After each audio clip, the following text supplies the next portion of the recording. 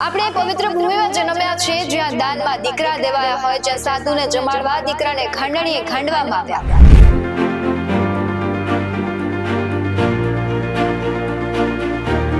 ત્યારે સમય આવ્યો છે કે આજે આપણે સંવેદના બતાવીએ।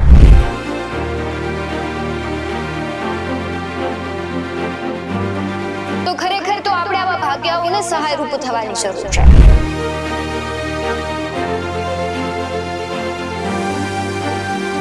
ખેડૂતોની લાચારીને સમજી સરકાર સહાય પૂરતું સીમિત ન રાખે પણ સમાજે આગળ આવવું પડશે।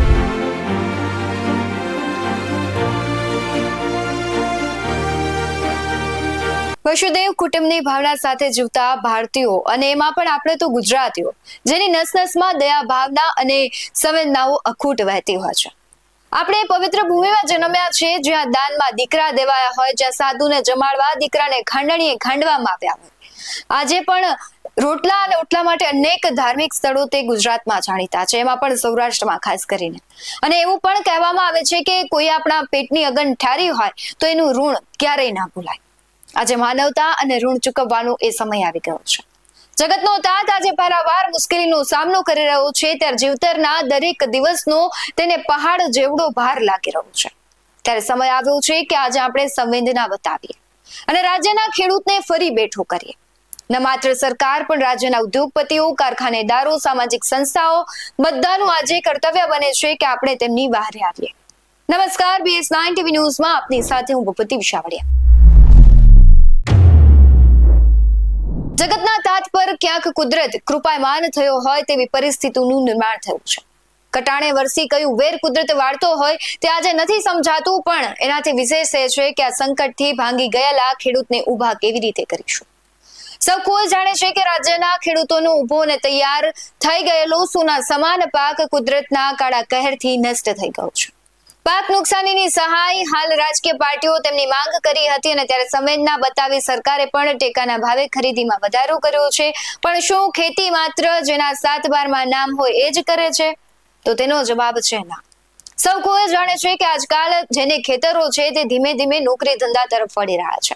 ગામડાઓમાંથી ધીમે ધીમે લોકો શહેર તરફ પલાયન કરી રહ્યા છે, ત્યારે ખેતરોમાં વધારે પડતા પરપ્રાંતીય લોકો છે તે મજૂરી કરી રહ્યા છે, તે ખેતી કામ કરી રહ્યા છે અને હવે ખેત માલિકો જે છે એ ભાગે આપી દે છે અને એમાં આખું વર્ષ વાવેતર કરવાનું ને અમુક ટકા હિસ્સો છે ખેત માલિકોને આપવાનું, બાકી ભાગ્યાઓને ભાગે બધું આવતું હોય છે।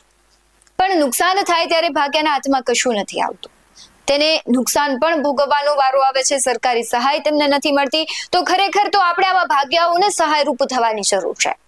ખેત માલિકોને તો અમુક અંશે સરકાર વળતર અથવા સહાય આપશે, પણ ભાગ્યાઓનું કોણ? શું આપણે તેમની બહારે નહીં આવે? સામાજિક સંસ્થાઓ છે, ઉદ્યોગપતિઓ છે, તેમને તેમની બહારે આવવું પડશે અને તેમને ભાંગતા બચાવવા પડશે।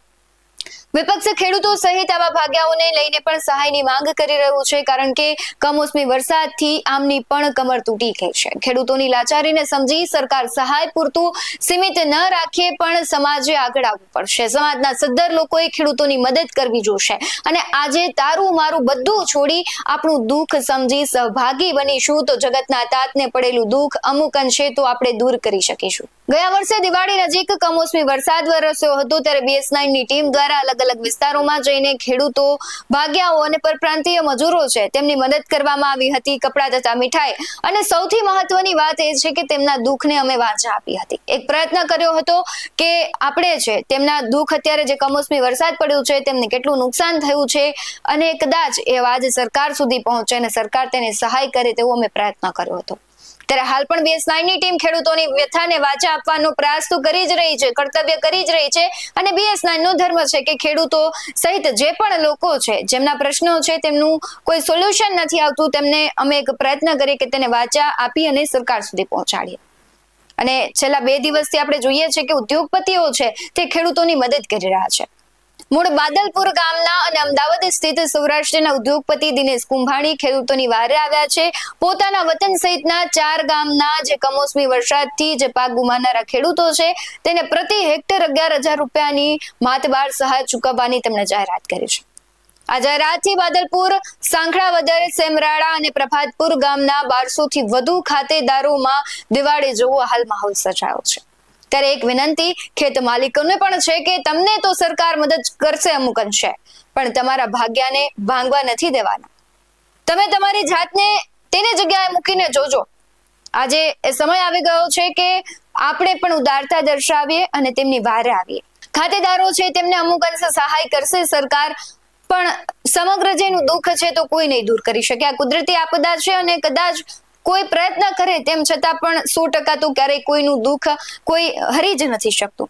પરંતુ અમુક અંશે મદદ કરી એના દુઃખના સહભાગી બનીએ તો ક્યાંક તેમને હળવાશ અનુભવાશે. બાકી એવા પણ કિસ્સાઓ આપણે જોયા છે કે ભાણવડમાં અને ગીર સોમનાથમાં ખેડૂતોએ આપઘાત કર્યા છે. એટલે આવો સમય કોઈની જિંદગીમાં ન આવે અને કોઈનું જીવનનું દીપ ન બુજાય તેનું પણ ધ્યાન રાખીએ. આપણી માનવતા છે તેને મહેકાવીએ, કારણ કે એક માનવ ધર્મ છે કે દયા કરવી. કોઈ દુઃખમાં છે તો એનું દુઃખ હરવાનો પ્રયાસ કરવો. અને આ બધી જ વાત છે આજે બધાને કહેવી છે જેની પાસે આર્થિક સદ્ધરતા છે તેમણે કદાચ જો 1 વર્ષ પણ કામ ધંધો નહીં કરે અથવા તો 1 મહિનાની વાત કરીએ કે તમે ન કમાઓ તોય તમારું ઘર ચાલી જાય. એ આજે રાજકારણીઓને કે પણ કેવું છે કે જો તમારી પાસે તમને એટલો સરકાર પગાર ચૂકવે છે તો તમે 1 મહિનાનો પગાર આ લોકોની સહાયમાં આપો, જેથી કરીને ક્યાંક આપણે જે ભાંગી પડેલા ખેડૂતો છે, ભાગ્યાઓ છે, તેમને મદદ કરી શકીએ. આવા જ વધુ અહેવાલો સાથે ફરી મળતા રહીશું. તમે અમારી YouTube ચેનલને સબસ્ક્રાઇબ કરવાનું, અમને Facebook અને Instagram પર ફોલો કરવાનું ભૂલશો નહીં. બાકી અવનવી અપડેટ્સ મેળવવા માટે આપ જોતા રહો BS9 TV ન્યૂઝ. નમસ્કાર.